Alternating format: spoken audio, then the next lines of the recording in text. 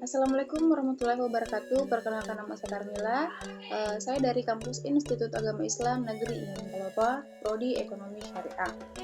Baik, di sini saya akan menjelaskan secara singkat 12 materi mengenai mata kuliah Ekonomi Sumber Daya Manusia dan Ketenagakerjaan selaku pemenuhan tugas UAS Ekonomi Sumber Daya Manusia dan Ketenagakerjaan. Baik, langsung saja. Materi yang pertama yaitu ekonomi sumber daya manusia.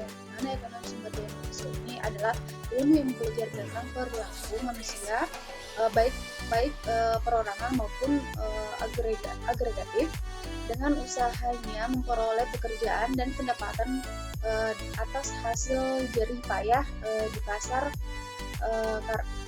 tenaga kerja. Nah, mengapa perlu kita mempelajari mengenai ekonomi sumber daya manusia ini? Karena ekonomi sumber daya manusia, perusahaan menerapkan bagaimana memanfaatkan sumber daya manusia sebaik-baiknya.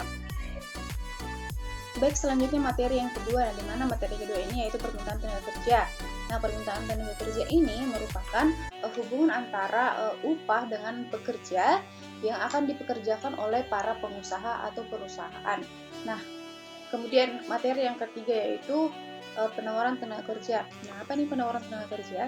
Penawaran tenaga kerja ini merupakan jumlah tenaga kerja yang dapat disediakan oleh perusahaan atau pemilik tenaga kerja pada setiap kemungkinan upah dalam jangka waktu tertentu.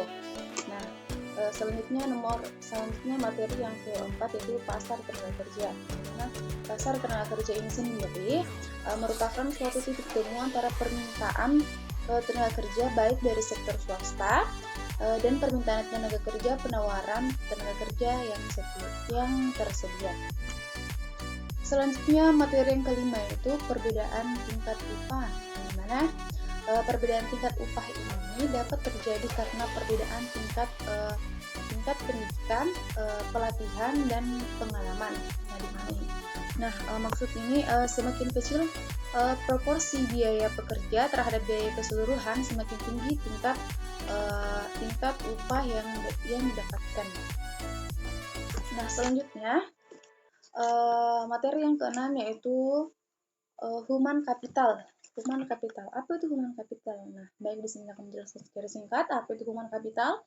Human capital ini merupakan human capital ini hanya berfokus pada aktivitas-aktivitas yang dilakukan perusahaan, di mana perusahaan atau organisasi untuk mempersiapkan masa depan perusahaan melalui penanaman pengetahuan atau kemampuan pada manusianya. Nah, selanjutnya materi yang ketujuh yaitu struktur upah. Nah, struktur upah ini merupakan susunan tingkat upah dari yang terendah sampai yang tertinggi, atau sebaliknya dari yang tertinggi sampai yang terendah. Kemudian materi yang ke-8 yaitu diskriminasi pasar tenaga kerja, di mana diskriminasi pasar tenaga kerja ini merupakan kesenjangan upah dan kesempatan kerja untuk pekerjaan yang sama dengan faktor penyebab rasio, gender, suku bunga, dan tingkat pendidikan, dan lain-lain.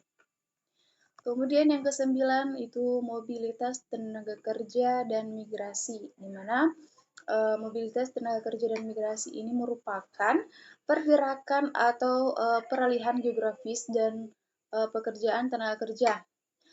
Kemudian migrasi merupakan aktivitas perpindahan dari satu lokasi ke lokasi lainnya.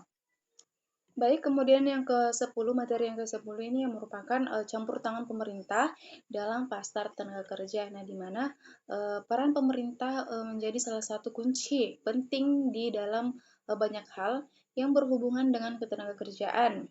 Nah, kesempatan ini mencoba menggalinya dari Undang-Undang Nomor 13 tahun 2013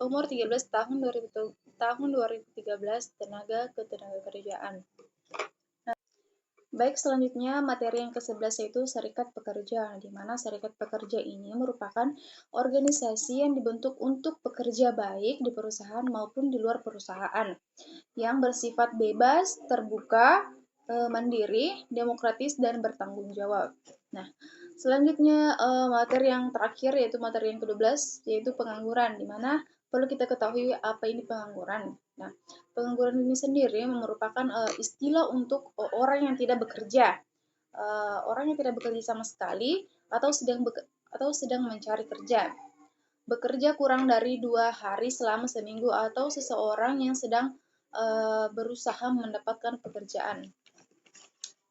Baik, mungkin itu saja yang dapat saya sampaikan dari 12 materi ini. Kurang lebihnya mohon dimaafkan. Saya ucapkan wabillahi taufiq wal hidayah. Wassalamualaikum warahmatullahi wabarakatuh.